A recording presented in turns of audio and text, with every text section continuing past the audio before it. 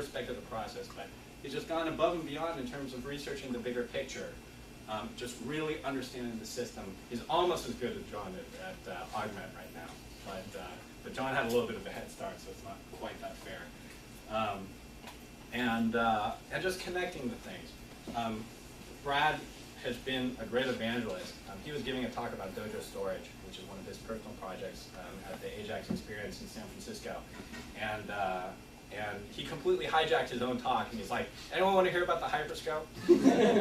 And so, in the middle of his own talk, he started describing the HyperScope, and everyone I was really surprised that all these people who came to hear about Dojo storage were really interested in this thing. And to just sort of describe the kind of developers we had, that is, without question, the first technical talk that I've ever attended where I heard references to Einstein, to Dante, to all of these philosophers and so forth. You know, again, it's about people, and it's about breadth, and it's not just being about burrowed, you know, in front of your computer and coding all night, which Brad did a lot of this last month also. So thank you very much, Brad.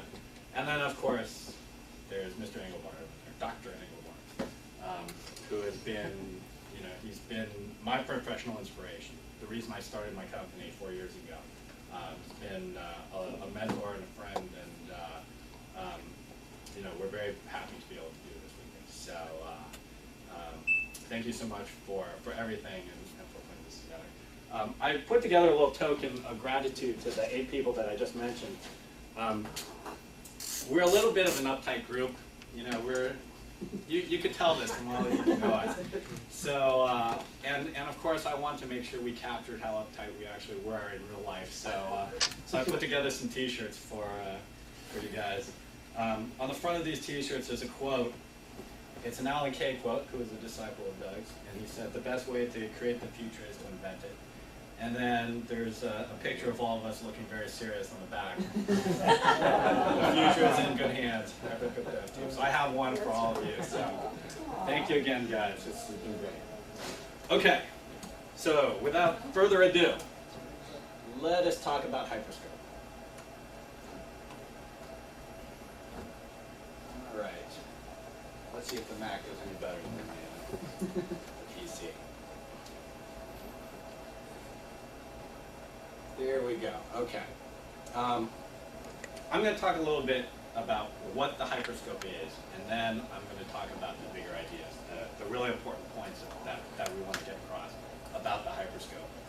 It's something I've been thinking about for a while. There's a link, 5 big ideas, on the website, and it's sort of an expansion on that. It's something I've been talking about with a few other people as well. This is actually really interesting. I've actually talked about the HyperScope a lot, and I've actually given a lot of talks about the HyperScope. And this is the first time I actually get to show it. So, so this is going to feel a little bit weird, and I'm going to sit down in order to do this. The important thing to note about the HyperScope is it's about documents. It's about what we can do with documents, our knowledge containers, what we want to do about documents. It's about enabling and empowering us to basically do the things that we really want to be able to do, but can't right now on the web. And our strategy for doing this was to, come on in. We've got a bunch of people outside, so get past security. Oh, are they waiting to come up here? Yeah. I'll just call Jack? police. I'll get it. So our strategy for doing this was, we said, well, look, this is something that the folks at ARC really thought deeply about and actually put together a pretty good system 40 years ago. And due to circumstances, really, you know, less than 1,000 people have ever experienced the system firsthand. But we've all seen the system. We've actually used the system. We think it's damn impressive. And so what we're going to do is we're going to take a subset of the capabilities, and we're going to make those capabilities available from your regular web browser. It's actually just Firefox and IE right now. So Safari people, I apologize. Or Brad and the Dojo folks apologize.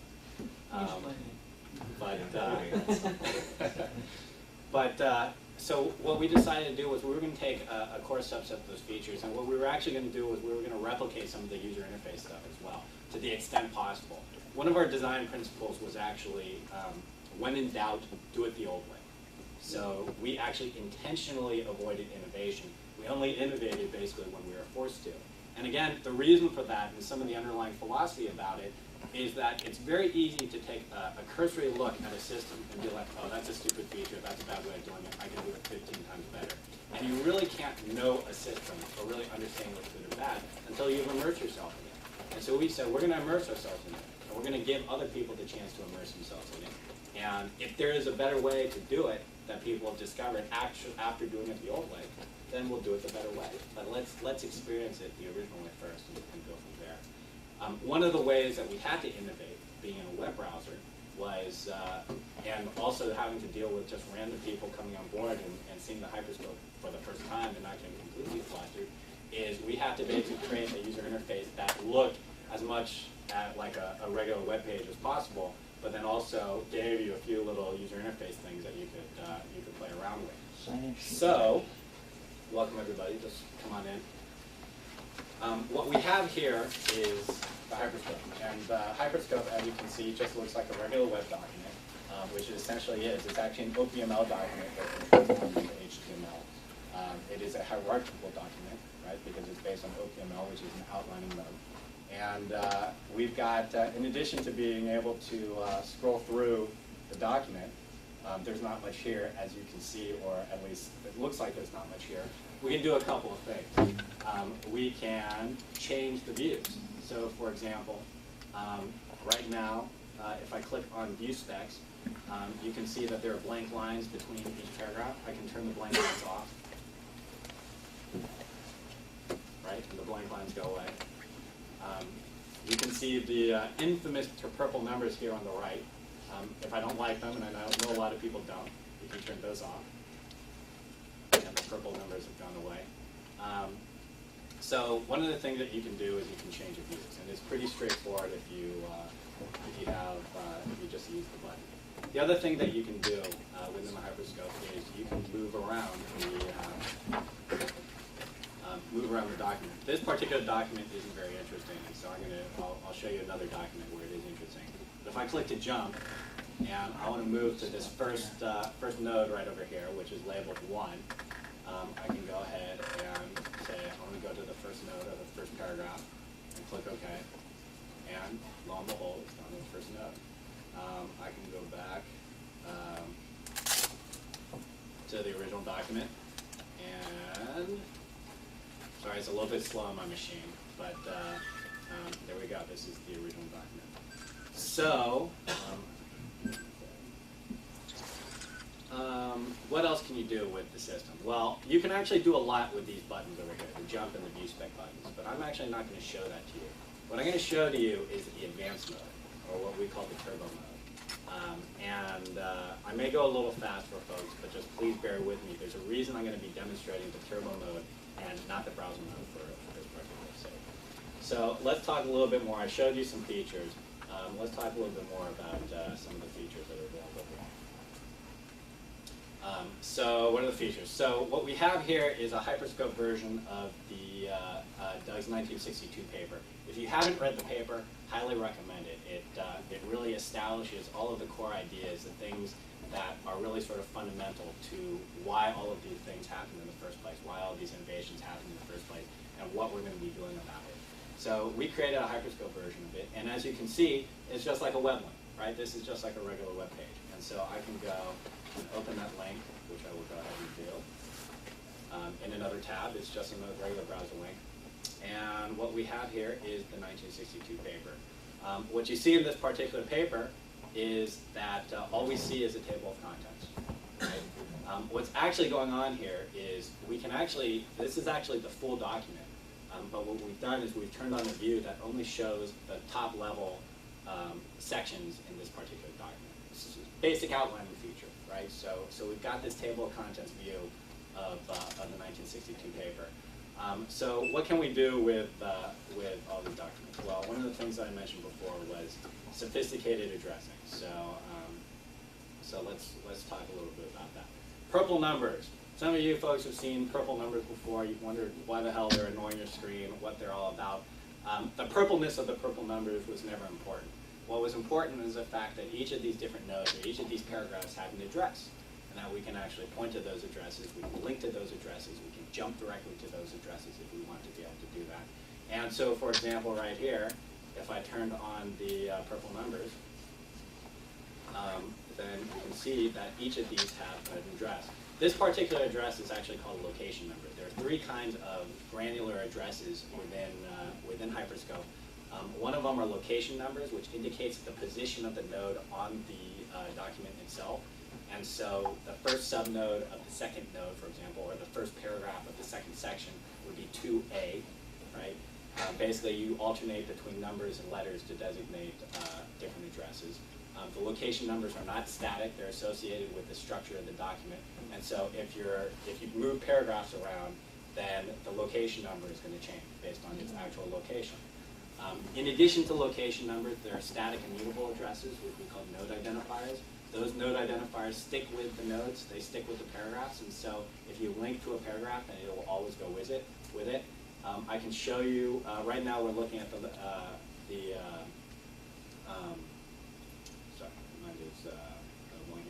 location numbers, but I can show you the node identifiers instead. If we change our view, we can actually see these funky numbers.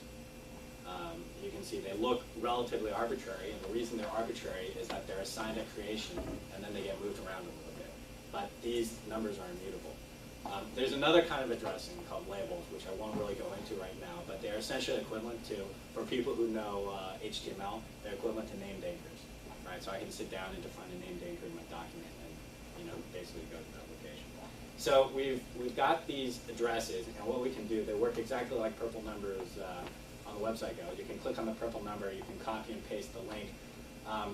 This right here is the link icon.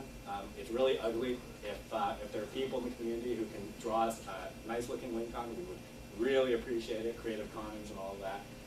But if you actually copy and paste this link, you will actually see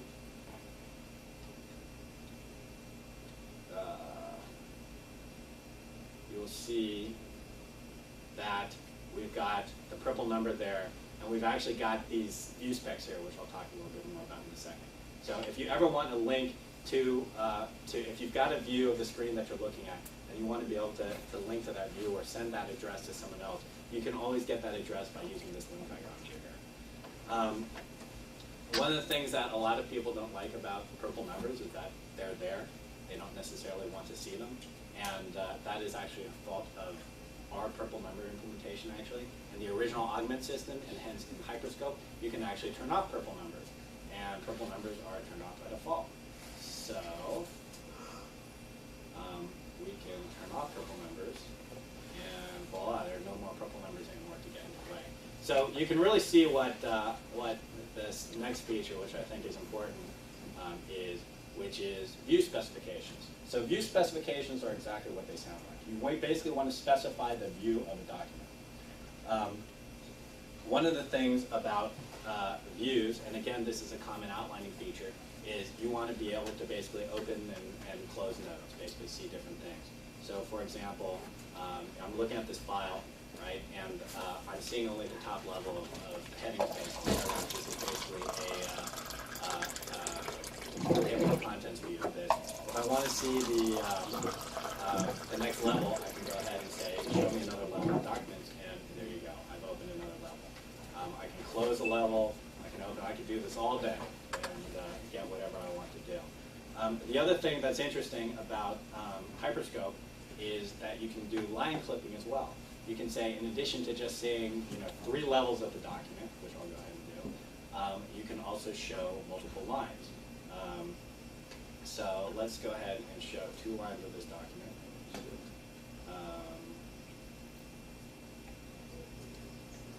Oh, thank you. Yeah. So like I said, when I was saying that Brad and John are like masters at this, I'm like the baby in this group. Here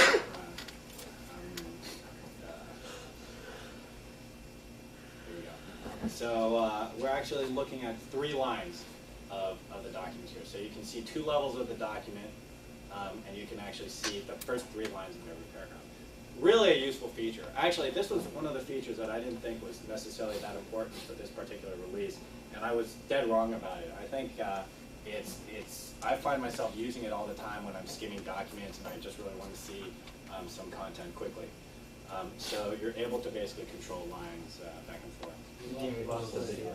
Lost the overhead. Sorry about that.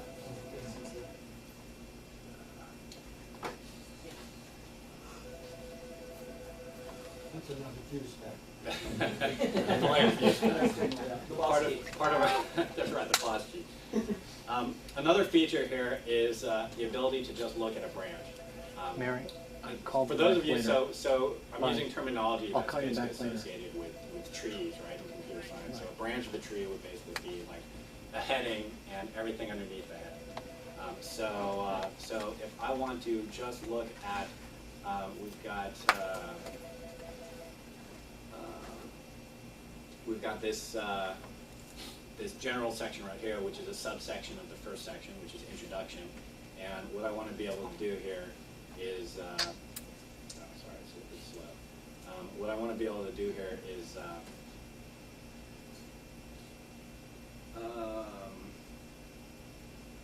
I want to just show this branch. I want to see nothing else. I just want to read this section. So I can go ahead and do that.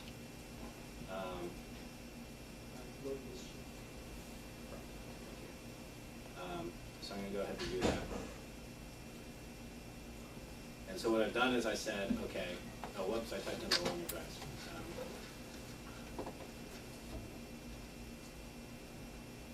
Right. So what I've done is now I'm looking at just this section. Right? So I go into this document, and none of the rest of the document is visible. So I can focus on this particular section.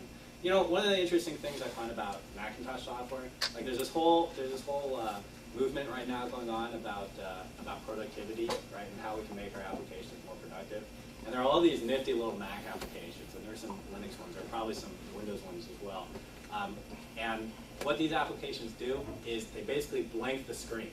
They're text editors, and all you see is what you're working on. And it's like, isn't that so brilliant? If I want to focus on something, just let me focus on what I want to worry about and get everything else out of the way. This whole branch view spec is a similar sort of thing. If I'm reading a document and I just want to focus on one particular section, I should be able to say, okay, just give me that one section and let me deal with it from there. The other thing here is content patterns. What content patterns basically do is they let you search for paragraphs, and then they will only, or search for content within paragraphs, and then they will only display the full paragraph. A good example where this would be useful is email. Right? There's one of the things that I like to do. I'm a Unix guy, and I want to do. I know that I've mentioned something in email in the past about HyperScope, and so I want to find all the emails that have to do with HyperScope. And so what I'll do as a Unix guy is I'll go and I'll type grep, and I'll type HyperScope in there, and I'll go through my mailbox, and it's completely useless because it just returns all the lines where HyperScope appears. What I actually want are the emails where HyperScope appears, right? And this is actually sort of a fundamental thing. It applies to so many things. It applies to things like when I do a Google search, or when I'm searching for, doing a shopping cart search, right? I go to thenewegg.com and I do a search for hard disks, and I get 50 different entries there. What I really want to say is, you know what, I just want to look at the nodes there that basically have Seagate, because I really like Seagate. Not true, actually, so just an example. So what I really want to do is I want to change the view. And actually using define text in the browser isn't good enough, right? Because all it does is it makes me scroll through. And again, what I just really want to focus on is those nodes. So what I want to do is basically see all of the nodes that have just that text and nothing else in it. You can do that in the HyperScope. So one of the things I can do is, let's say augment. Augment was a word that came up often in the 1960 papers, or so one might think, right? So let's go ahead and see if we can find augment. So what I'm going to do is I'm going to set the appropriate view spec, and I'm going to say search for everything that says augment in it and make it case insensitive, and see what happens. And it thinks for a little while because my machine is a little bit slow and does a long document. But then what it returns are all of these nodes that mention augment in it. Oh, you can see here's something. So you can see there are in fact a lot of paragraphs in the original 1962 paper that mention augment, which is not surprising given that the title is augmented being inline. This is actually pretty cool right here. This was something that was not in the specs, but it was something that Brad did anyway, which is, I mentioned the line clipping before, where you can only see, if I only want to see the first 3 lines of the document, you can. That actually applies to images as well. So when you do the clipping, if I don't want to be distracted by a big image, then I can clip that line. So what we're seeing here are the first 3 lines of these particular figures, which I think is pretty cool. Okay, so that is what view specs are all about. Let's talk about some other stuff. So embedding views and addresses. Okay, so now we're starting to get into some interesting stuff. Being able to change the view of a document is not something that's new in tools today. Again, I mentioned outlining. You can do a lot of manipulation in outlining. For those of you here who are coders, a lot of IDEs have features where you can open and close classes, do class views, all sorts of funky stuff. What's interesting about view specifications in the HyperScope is that each spec basically has a 1-letter code key that's associated with the spec. So why is that useful? Well, it's useful because I can basically specify those view specs really easily if I want to change the views based on single character keystrokes. But the other reason it's useful is that I can actually embed the view specs into the address.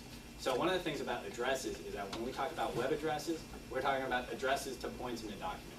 In the original augment system and in the HyperScope, the address not only specifies a location, but it also specifies how you want to view the document. So if I'm reading a document and I say, you know what, this section of the document is really interesting, and I want to send it to Jack because I want him to read it, I can go ahead and I can say, here's the link, right? You can see here, this is a link, I'll just translate this to you here. This is a link to the first section of the document, and what I want to do here is I only want to show that one branch. I only want to see the first lines of that particular section, and I want to see 2 levels of that section. So if I go ahead and open that up,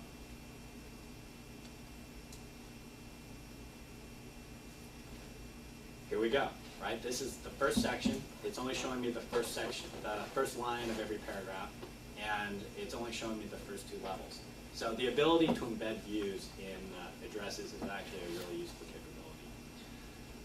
What else? So how do I make this work on the open web? This is the open web, right? Just have to install a JavaScript? You just have to, well, so it's not quite that easy yet, but it's almost that easy, Okay. right? If your content is in OPML, and if you just include a little line that basically says, use the style sheet to suck in the appropriate JavaScript code, you are now HyperScope enabled. Some of these documents are available. All of these documents are Right. So if you That's go hyperscope.org, HyperScope.org, and you'll find links to it. OPML was a stuff. which you don't have to write. It's just, there's a little link. I can show you guys how to do it. You can look on the website. It's really easy. We can talk you through it. We encourage you to do it. And we'll talk actually a little bit more about it at the end of the talk. Yeah, you can come here and play around with it, the way it is. Yeah. That's right.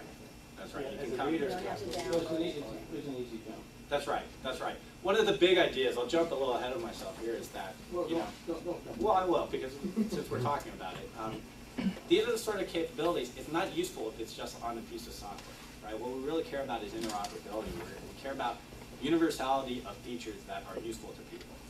And so it's not useful if 5 different software packages implement the same thing, but they implement it differently, right? So one of the things that we have to do as a community is start figuring out what's useful, and then figuring out the best way to implement it interoperably, and then doing it interoperably. Okay, this is something that is my omission. I really shouldn't. I only mentioned basic things on the features list of the website, and we really need to add these in, which I'll do tonight.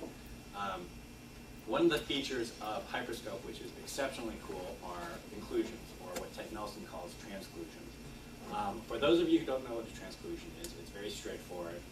Basically, it is a link where the link's content is displayed inline. So an example of a transclusion, we already have transclusions on the web today.